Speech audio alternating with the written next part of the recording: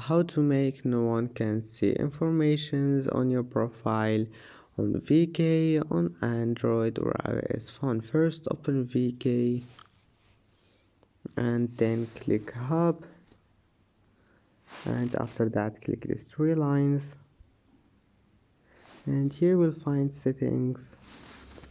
Now just scroll down until you find privacy and click on it.